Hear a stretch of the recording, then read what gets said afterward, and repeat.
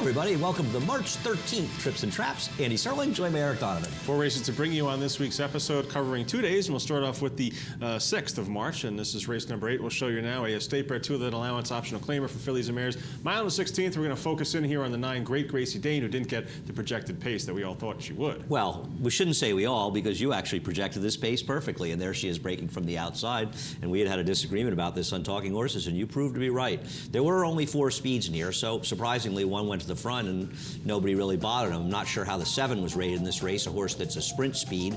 For some reason, they assumed that horse would do well if they rated it. That, of course, not surprisingly, wasn't the case. Though maybe she did okay. She did finish 3rd or 4th. She just couldn't win with that kind of trip. Great Gracie Dane is way back, 3 wide, and with a moderate pace, what chance does she have with a wide trip with no pace in front of her? And the way the race unfolded, she has absolutely no chance in here. She's 3 or 4 wide around that first turn. The pace is a crawl up front. The top 2 horses are, the top 3 horses are pretty much going to hold their positions. The 2, Princess Marrow, get in a second there late, and the 7, Broadway Music out the stretch out. Will fade a little bit to 4th there, but there's not a whole lot of changing of positions going on. No, there's none really, because 4 of the first 5 end up being the first 4 horses, and there's Great Gracie Dane moving up a little bit 3 wide, and she'll attempt somewhat of a premature move eventually wide in here, but she's victimized by, at this point, doesn't have that much speed. Well, she used to have more speed, and she didn't really have a very good post here. You kind of imagine if, maybe she had an inside post, maybe they could have sent her in there, but you have so many races around here where everybody just decides before the race starts, well, I can't possibly be near the lead, because we only see speeds win about 60-70% of the races around here,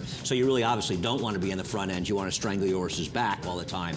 Great Gracie Dane, my problem is she does kind of fade after that, late in the race, but I still feel like her prior race showed she still has some horse. She broke well in here, so I'm not worried about the problems with breaking she showed before that.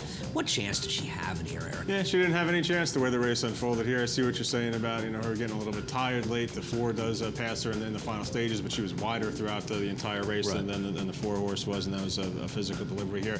My thing with her is that her best days are obviously behind her. These races are only going to get tougher. I don't know. I don't know what to do with her. Well, I don't know how much tougher these races are going to get before we get to not Belmont immediately, Park. but within the next month, they're going to start to get tougher. Let me ask you this question. They go to the main track, I think, in a couple of weeks. She gets into a mile race where she draws an outside post, and there's a possibility that the fractions will be at least on the fair side of even. Not, we'll never have a fast pace around here, but perhaps we'll have a pace that's not an absolute crawl. Would you think maybe in that situation, perhaps she could beat a field like this? Sure, but okay. I mean, you're asking for a right post, a right pace scenario, No, I'm not. I'm asking for a pace that isn't absolutely dawdling, where they absolutely aren't all strangling their horses back. You would think that some of the people that watched Game Undue this weekend saw that the ability to have speed is a weapon, and using your speed as a weapon as opposed to constantly rating speed balls, because you're never going to win rating a horse like Broadway Music out. I don't know why you would enter in this race and then say, I don't want to go to the front end in here. I mean, I just don't get it. I think speed horses have the advantage of using their speed as a weapon and forcing others to change them. And if you're constantly taking them out of their game, all you're doing is hurting their chances. Yeah, that's very true. I mean, all stuff that we can preach here on the TV, and then when they go onto the racetrack, it could be another story. Right, but our job is to analyze the races they're run and try to figure out what went on and hope we can use it going forward. Because the reality is, there are some races that are run fairly. A lot of them are run fairly. Sometimes they're just not. The 2-turn races on the inner can get very tricky, and the 1-turn races are usually fair and more honest. Okay. We'll get on to March the 9th now, and we'll take a look at a few races from this day. This is the 2nd race of 25 claimer. Some trouble at the start here for one of the favorites, Reserve Quality. Reserve Quality probably should have won this race, and wanted to show you the head on the start, and you'll see how bad it is in the pan. I think Reserve Quality tries to wheel here, and it's really all the jockey can do, and the rider there is Taylor Rice. Is all she could do just to keep the horse in the race. But I also thought it was interesting, Eric, that Reserve Quality was one of many horses that spent the majority of the race. As you can see how much he's dropped back. And we're also looking at the 6 or 7. We'll talk about the eventual winner, Sakatumi Samurai, as well as Dan and Sheila, who's second. Being on the rail, I don't think we saw a gold rail, but I think if you go from the Sunday after the Gotham, really through last week, being on the rail for a lot of the race was an advantage. And you see it here with Reserve Quality, who saves ground after the break, but also you'll see Sakatumi Samurai, who seems to be struggling a bit between horses around the turn, but once he gets the rail in the stretch, he'll end up outgaming Dan and Sheila, who's 3 wide the whole way. Yeah, it's very true. I mean, I thought that both the top 2 horses here, Sakatumi Samurai and Dan and Sheila, ran well, chasing the pace and being a little bit wide there as well. And you'll see the 2 Reserve Quality down on the rail when that one's able to get back in the picture. And, in terms of the way the track track was playing, I think you're right. I mean, he wanted to be toward the inside, but you know, it wasn't an extreme track bias situation. I just think it's one of those inner track. The way it plays for the most part is you want to try to save ground. You do want to save ground, but I do think there was an importance to being on the rail, and I don't think it was extreme either. And you see how Sakatumi Samurai is between horses, and it's a tough spot with the other horse sort of getting ahead of you, but as the one Tyus drifts in this race, and Sakatumi Samurai gets back to the rail, it feels like he's sort of enervated, and maybe the 7, Dan Shield, is spinning his wheels a little bit as he didn't get that extension. You'll see the 2 behind them, Reserve Quality, do very well to be 4th, beaten just 2 3/4 lengths in this race.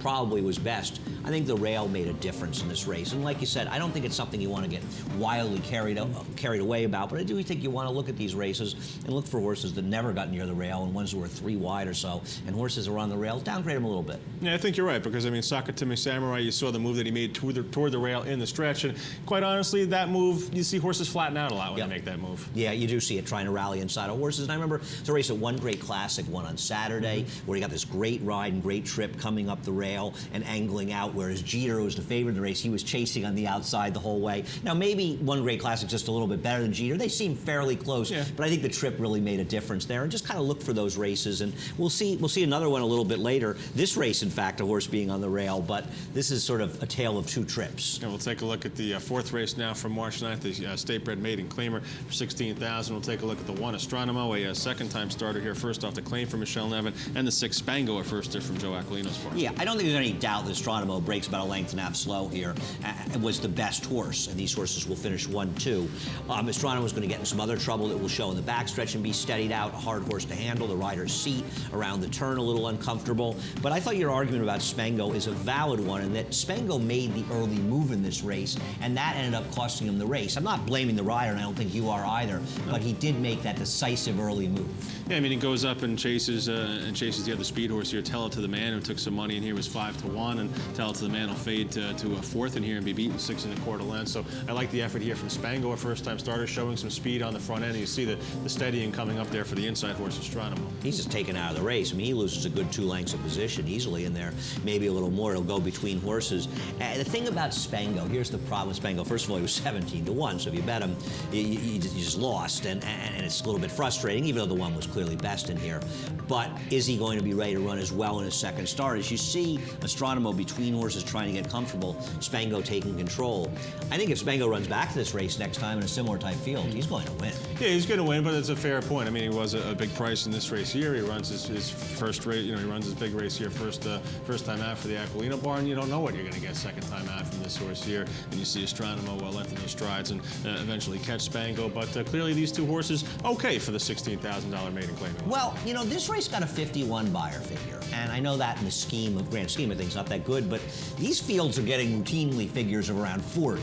So in reality, this was actually better than we've seen from a lot of these races this winter. And Spango, I think, arguably ran a little bit better than his finish suggests. And clearly Astronomo ran better than it. So I think it's fair to say that these were an above-average twosome in this race. Yeah, I think you're right there. Looking forward to see what both of them do, where they decide to step up in their next starts. All right, one more race to bring you. This is the 8th race from the 9th, and it's a state-bred allowance optional claimer for 4-year-olds and up, going a mile. This is an Andy's Pets version of Trips and Traps and our old friend Idle American. But, poor Idle American. And partly his running style victimizes here. I'd like to see him just completely dropped out of a race. And you had said that to me a little bit earlier, and I agree with you. Instead of just sort of languishing close to the pace, it was a fair pace in here. So the paces came up relatively quick, but the speeds didn't collapse at all. Maybe they were the best horses. Idle American's not going to win races, though, Eric, making three ace moves 4 wide. No, he's not. And I think, in hindsight, it may have been better off if he had just sat and waited a little bit longer and, waited to the stretch to try to do some of his running. But here we see the pace scenario here with Spa City Fever, the heavy odds-on favorite down toward the inside, getting some light to medium pressure from a Bake Shop on the outside. Yeah, it's just obviously, listen, Spa City Fever, Johannesburg Smile is behind them, and Bake Shop run 1, 2, 3. It was close to a merry-go-round race. It's just a bunched field going a fair to moderate pace is never going to help Spa City Fever. Moving at the half to 3 ace is not going to help him either. Now, he's never won in the dirt, but this is 2 straight races, Eric, where I think that he's run above average races for him. And turf season's going to be starting in a few weeks, believe it or not, even though it's an Arctic day out there today. And I think he's in such good form. Boy, I'd love to see him in a turf race. Doesn't he like the turf course here at Aqueduct too? Hasn't he had a couple wins here at Aqueduct? He has at least 2 wins here on the Aqueduct turf. It's possible he has 3. Yeah. He may have broken his maiden era, but he ran very well in his first start at Belmont. He ran a super tough maiden claiming race at Belmont, the last race of the day. I think either second or third behind a Shug horse. He just can't finish in this situation, but I do think he's running hard and he's running well. And this comes in the yellow of the race where he was ridden very hard early and he ran an exceptionally good race. He's in really good form. He's just not getting the right trips. Maybe it's tough setups on the inner track. It's a tough situation. He is a bit of a deep closer, so he's a bit of a tough proposition to ride. But I think that out of American's actually the best form of his career. Yeah, I think you could argue that for sure. And I'd be interested to see, if his next start comes on the grass. You figure you're, less than a month away from turf racing, and he'd obviously be one of the first horses to run on the grass in here since he's been in training all winter long. And I'd imagine, some kind of state bred race will pop up for him. I think it's possible he actually won on Wood Memorial Day here a few years ago. That seemed possibly one of the first races, either Wood or Cigar. Possible. I think it was Wood Day. Anyway, we can always use your help. Trips and traps at NYRAInc.com. Thanks for watching.